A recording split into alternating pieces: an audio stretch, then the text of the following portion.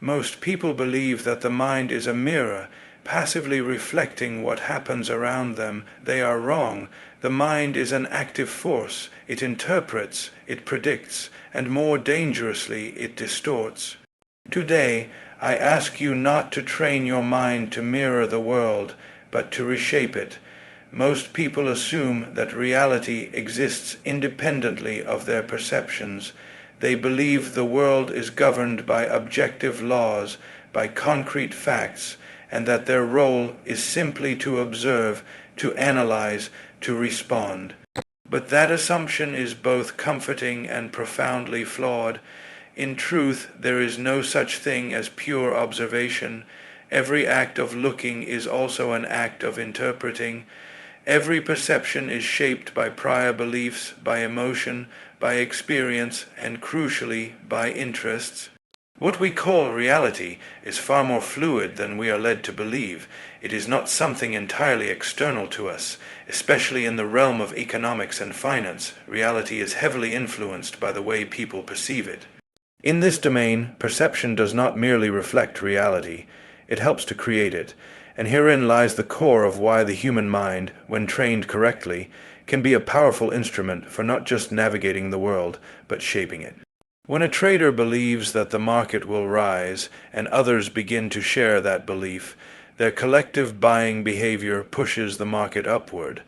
The belief, initially speculative, becomes self-reinforcing. Prices rise not because some intrinsic value changed, but because the perception of value shifted. The new reality is born from a consensus illusion. Then, analysts come in and rationalize this movement with narrative, earnings, interest rates, political developments, but those are often after the fact justifications. The true engine was belief. This interaction between perception and reality creates feedback loops. A positive loop may lead to bubbles, a negative loop to crashes. What matters is not the truth in any absolute sense, but what people believe to be true and how strongly they act on it. And because everyone is acting not just on their own beliefs, but also on what they believe others believe, the situation grows even more complex. Reality in the financial world becomes a moving target, a phenomenon under constant construction. If you train your brain to recognize this, you begin to operate on a different level. You stop asking what is true and start asking what do people think is true and how are they behaving because of it. You begin to notice when narratives are diverging from facts and when the divergence is becoming unsustainable. You position yourself not based on what you think should happen, but on how the system will respond to its own distortions. This is not cynicism, it is clarity. The danger is in assuming that perception is a secondary matter, that markets will correct themselves, or that truth will eventually emerge clean and triumphant. But the world does not work like that.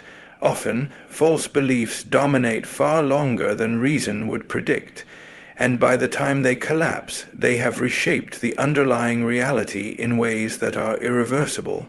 We saw this in global debt cycles, in real estate bubbles, in the belief in eternal growth, or in the blind faith in monetary policy. These were not just analytical errors.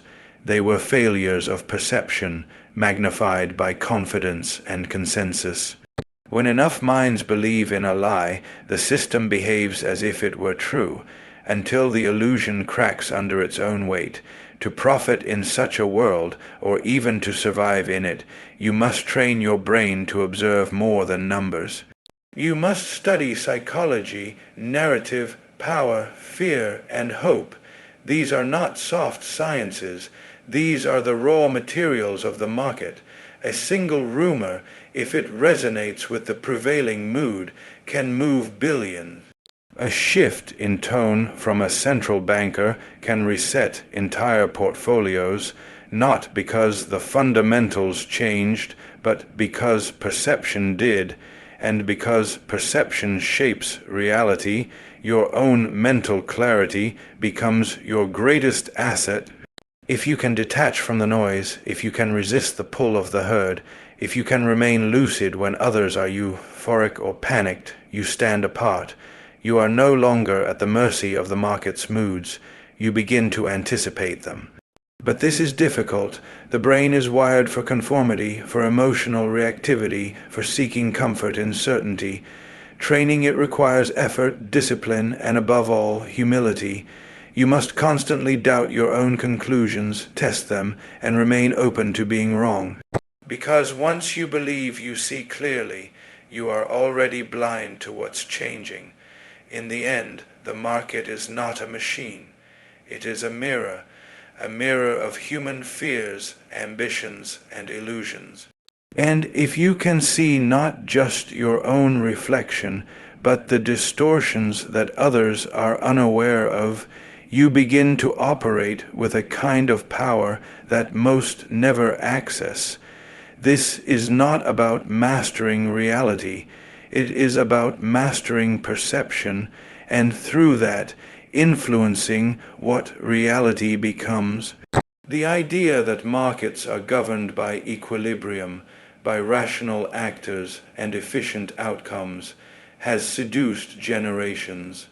It is a comforting illusion, the belief that the world of finance is stable, that participants make decisions based on perfect information, and that any deviation from value is quickly corrected by the invisible hand. But that illusion collapses the moment you introduce human beings, not as abstract agents, but as emotional, biased, self-reinforcing entities, into the equation. The reality is far more volatile, far more unstable. The truth is that market participants are not passive observers. They do not simply discover prices, they contribute to them. They influence outcomes through their actions, which are in turn based on their expectations, which are themselves often shaped by the actions of others.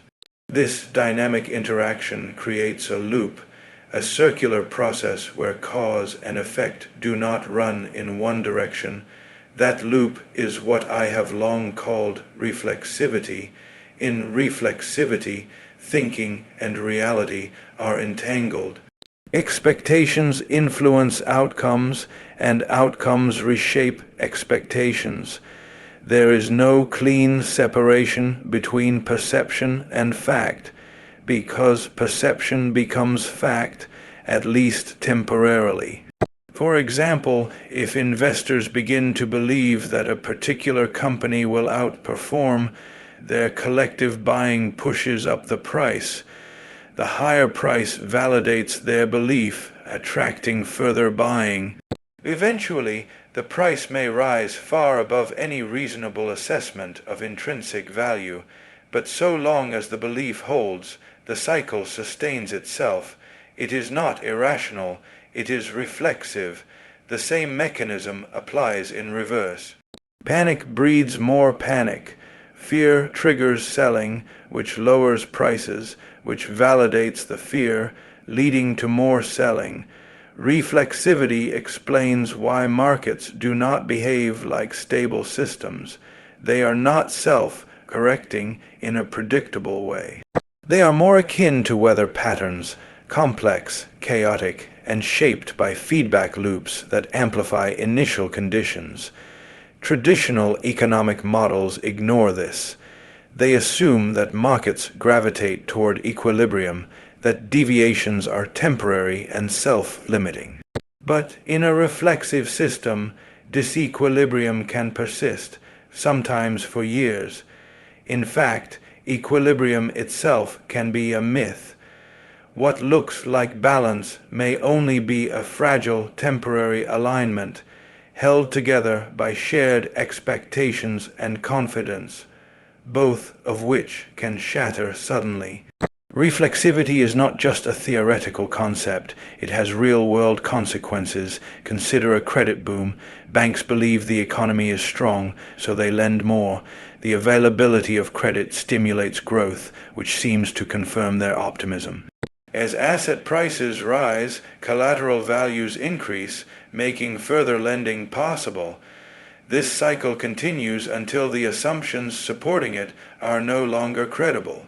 When confidence breaks, the feedback loop reverses. Credit tightens, defaults rise, growth slows, and the collapse becomes self-fulfilling. In this way, the market is not an impartial judge. It is a participant. It influences the events it claims to observe, and so do we, every time we act on a belief about the future. This means that analysis is not enough. We must understand the biases built into our own thinking.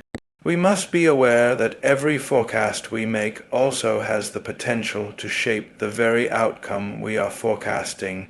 If you ignore reflexivity, you may win in calm times and lose everything in a crisis.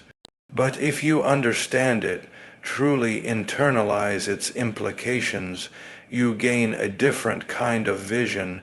You stop treating the market as a machine to be decoded and begin to see it as a story being written in real time. You start asking not just what will happen, but what do others believe will happen? How strong is that belief, and how much behavior is already committed to it? Reflexivity makes the market inherently unstable. It also makes it full of opportunity, because most people still operate under the illusion of rationality, of fundamentals, of equilibrium. They misread feedback loops as fundamentals, bubbles as booms, crises as corrections. They think they are outside the system, analyzing it, but they are inside it, shaping it, being shaped by it. To navigate such a system, your thinking must be flexible, recursive, and self-critical. You must be willing to accept that your own actions are not merely reactions, but part of the very phenomenon you are trying to understand. You are not looking through a clear window. You are looking into a mirror, surrounded by others doing the same. This insight is unsettling, but it is also powerful. Because once you understand reflexivity, you no longer seek false certainties. You embrace complexity. You watch for turning points not in data, but in psychology. You act not just on what is, but on what is believed, and on how belief itself shapes the trajectory of reality. Reflexivity reveals the hidden architecture of markets, not logic, but loops, not equilibrium, but instability. And if you can raid those loops, anticipate those shifts, and detach yourself from the illusions of objectivity, you step into a role few ever reach, not merely a participant, but a subtle architect of outcomes. The most dangerous assumption in any system is that it is permanent, that what exists today will persist tomorrow, that the structures in place, economic, political, intellectual, are not only stable, but inevitable. Yet history is filled with the ruins of once immovable institutions, destroyed not by external shock, but by internal blindness. The refusal to question what appears normal is not wisdom, it is submission. The status quo, by definition, represents the dominant order, what is accepted without challenge, what is repeated without examination. But dominance is not proof of truth. In fact, widespread consensus often signals vulnerability. When too many believe the same narrative, act on the same assumptions, and interpret reality through the same framework, they create conditions for sudden collapse. Certainty invites fragility. To operate successfully in any complex system, especially one as dynamic and distorted as global finance, You must develop the capacity to stand apart, to look at the prevailing order not with reverence, but with suspicion. The questions you are discouraged from asking are often the most important. Why do markets behave as they do? Who benefits from the current structure? What contradictions are hidden beneath the surface of accepted truth? Those who control the status quo rarely tolerate dissent. They rely on the appearance of inevitability. Markets are efficient, the central bank is in control, inflation is transitory, growth is eternal. These are not facts, they are narratives. Narratives repeated until they become orthodoxy, and orthodoxy is the enemy of insight. The mind trained for profit must reject comfort. It must embrace uncertainty not as a weakness, but as a signal. Because the real opportunities lie where others refuse to look, in the inconsistencies, in the shadows, in the unasked questions. At various moments in history, people believed land values could only rise, that the housing market was unshakable, that the euro was irreversible, that debt could expand forever. These beliefs were not challenged because they were profitable to uphold. But the refusal to question does not prevent collapse. It only ensures that collapse will come as a surprise. When you question the status quo, you are not rejecting the world. You are recognizing that it is constructed. And what is constructed can be deconstructed. Every market, every institution, every economic paradigm rests on a foundation of assumptions. Some are valid, many are not, but they persist because most people do not stop to investigate them. This is not simply an academic exercise, it is a discipline. The ability to see what others miss is the source of strategic advantage. If you observe the crowd rushing in one direction, stop and ask, why? Is the momentum based on real substance, or is it a mirage sustained by repetition? Often, you will find that price action has replaced analysis, that people are not buying assets, they are buying consensus.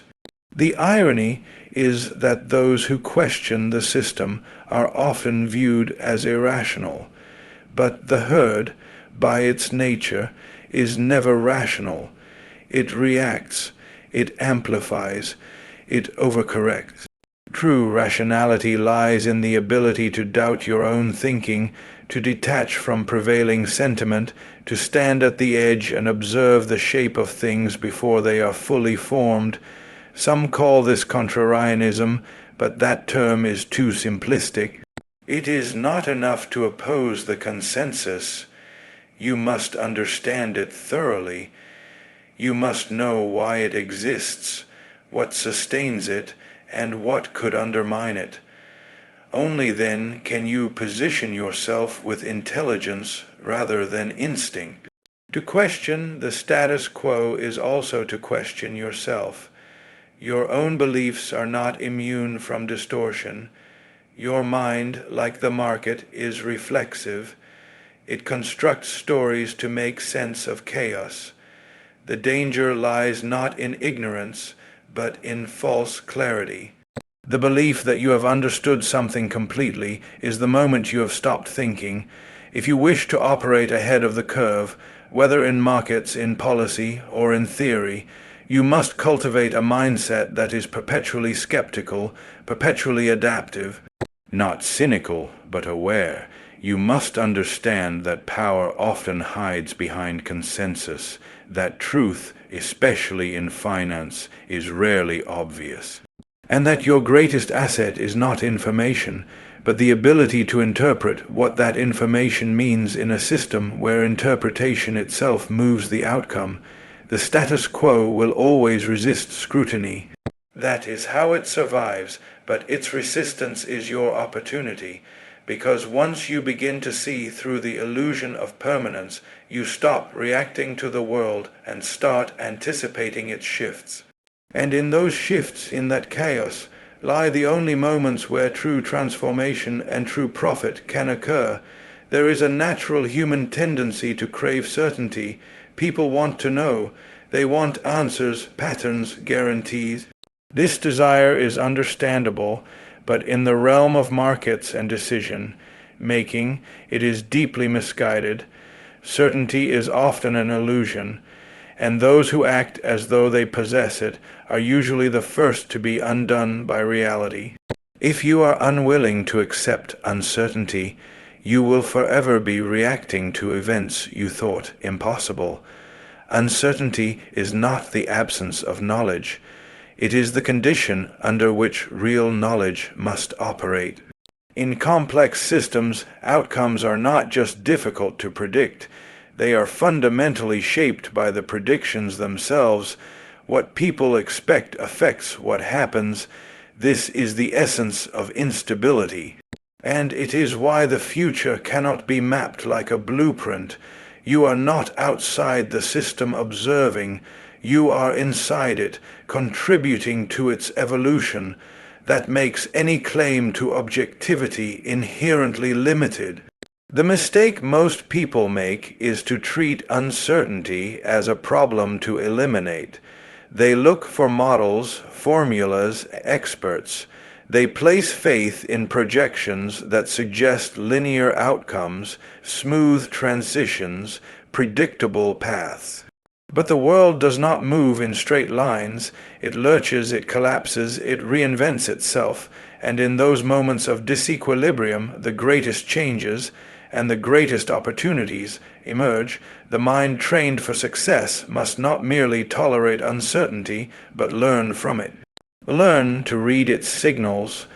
Learn to recognize when unpredictability is not a threat, but a window, because uncertainty is where the system reveals its inner mechanics. When the unexpected happens, it tells you that the prevailing assumptions were wrong. It exposes the hidden architecture of risk, the biases of participants, the fragility of institutions. Those who are alert during these periods see what others miss. Learning from uncertainty begins with intellectual humility. You must be willing to admit that you do not know, that your models are flawed, that your perception is incomplete. This admission is not weakness, it is the foundation of real strength, because once you stop pretending to know the future, you become free to respond to it intelligently. This is not about being passive. On the contrary, it is about being prepared. You do not wait for clarity. You operate in the fog. You position yourself not based on certainty, but based on asymmetry, and the understanding that some outcomes carry disproportionate risks or rewards. You accept that you cannot control the future, but you can structure your actions to benefit from surprise. In this way, uncertainty becomes a strategic resource. There is a psychological barrier to this. Most people are uncomfortable with ambiguity. They mistake decisiveness for strength, but making strong bets based on false confidence is not courage, it is recklessness. The true discipline lies in being decisive while still acknowledging the limits of your knowledge. It lies in constantly updating your views, in remaining flexible, in holding beliefs lightly, but acting with conviction when the time comes. The market punishes rigidity. It punishes those who believe their own narratives too fully. It rewards those who remain open, who observe shifts in sentiment, who recognize when the world is no longer conforming to expectations. These individuals are not prophets. They are listeners. They are students of uncertainty. You must also recognize that uncertainty is not symmetrical. Some situations contain more information than others, even if outcomes are still unknowable. For example, a prolonged calm in markets may signal hidden leverage, hidden fragility. The absence of volatility is not necessarily stability. It may be suppressed instability waiting for a trigger. In such a case, uncertainty is not reduced. It is merely disguised, and those who understand this will prepare accordingly. Uncertainty, in the final analysis, is a teacher. It humbles the arrogant, it tests the disciplined, and it educates the aware. If you can develop the mental habit of learning from what you cannot predict, if you can read disruption as information, not interruption, you begin to operate on a different plane. You no longer seek control. You seek adaptability. This shift in thinking is what separates those who survive from those who perish when the environment shifts, and it always shifts because systems evolve, beliefs erode, trends reverse. What is certain today becomes absurd tomorrow. Only those who are comfortable operating in ambiguity, who have learned to gather signal from noise, and who can act decisively in the face of doubt, only they find themselves ahead of the curve, not behind it.